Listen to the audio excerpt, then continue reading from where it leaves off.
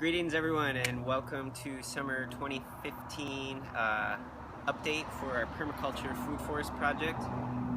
If you're interested to see this process to getting to where we are, I have a playlist called My Urban Farm. This is just our second year full growing season in this project, so we've actually come quite a long ways in a very short period of time. When we moved in here, this was nothing but a mass of trees and various plants that were not well put together, and I've cut down about almost 30 trees now and totally revamped this property.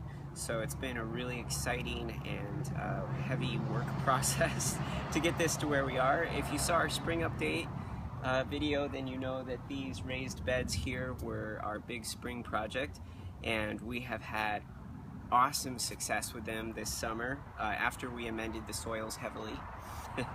But we've had great crops this summer, and it's been so hot here.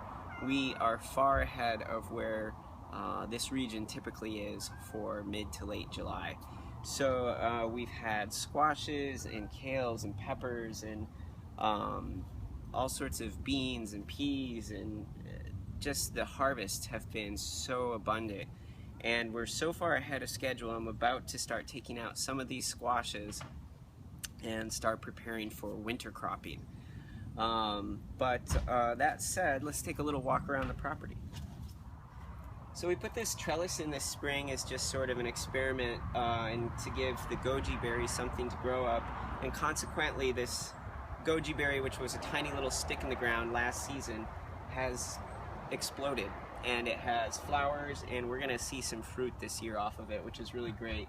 We mixed in some beans, and we've been getting just endless amounts of beans, and they're so delicious. I'm really excited about the beans. I didn't think we were gonna get such a great crop off them this year.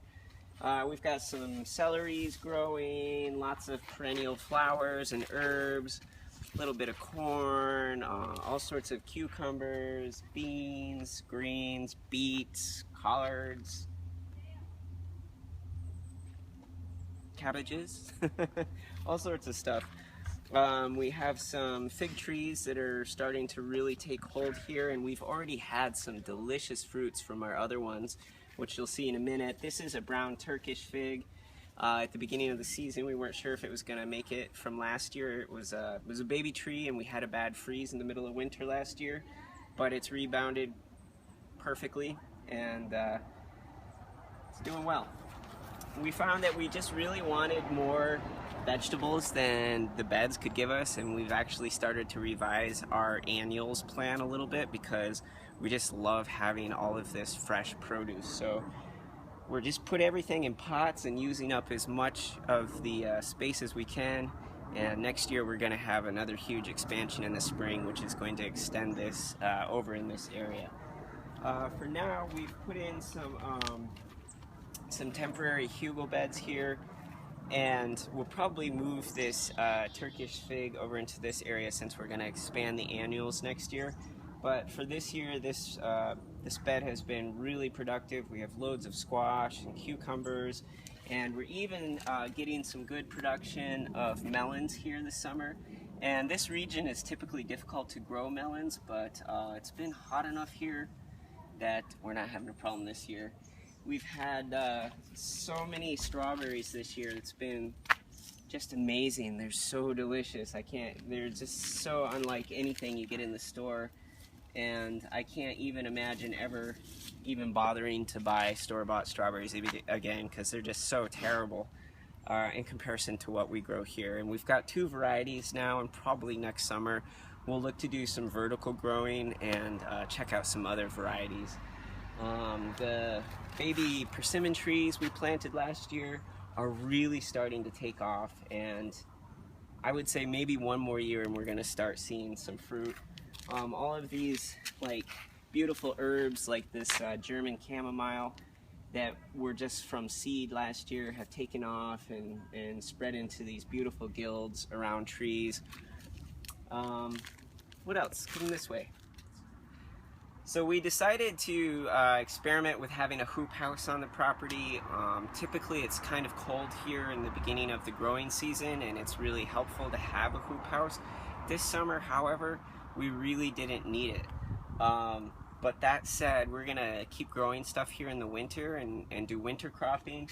And the stuff that we are growing here is absolutely prolific. The hoop house has actually helped from the heavy heat. We've had a lot of sun this summer, and it's actually kind of protected the plants in here from getting too heat stressed. And the production is just kind of overwhelming. There's so many tomatillos and tomatoes, and we've got Brussels sprouts and kale and tender greens coming up, and herbs, and some beautiful eggplants that we've been harvesting, and more peppers, and some of these tomatoes are just starting to ripen, and we're getting really excited to try them. Well, here's another one of our baby fig trees, and this has been the most pleasurable, exciting experience this summer, is to have homegrown, perfectly tree-ripened organic figs. However, tonight is sort of a special occasion because our first fig tree produced fruit this year, in its second year, and as you can see at the bottom of the fruit, the sugar is just dripping out of it. And figs, when they're ripe, will droop. If they're like this up here, they're not ripe yet. So we have a ripe fig here. We're gonna have the very first fig off this property. It's very exciting. And whoa! Let's take a look inside. Very gummy, yummy. And this is a Desert King. This is not a type that's normally raspberry colored inside, to my knowledge, but this is very jammy, very ready.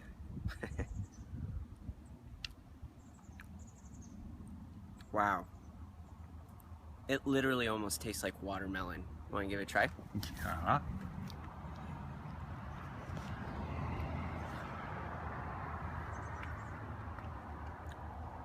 It doesn't have any of that grittiness that you get from store-bought. It's really soft and delicious, right? Yes. And it tastes a little bit like watermelon. Yeah? Do you feel that? Yeah. I didn't think I was going to be a fan of growing them, but that's really good. Yum. Is the next one ready? Grown, perfectly tree-ripened organic figs. They don't burn your tongue. They taste amazing. They're not gritty. And these ones had the strangest watermelon aftertaste. Phenomenal. Never had anything like them from farmers market or from stores. And if that's not enough reason to start your own food forest, I don't know what is. But I would say that I just can't wait until this tree is full grown. And I think it's been a pleasant surprise for others trying this food, how good it's been in comparison to foods that you get from other marketplaces. So we have two fig trees here. This one's not growing quite as fast, but it's also got a couple of fruits on it, and we're excited for the next couple of years.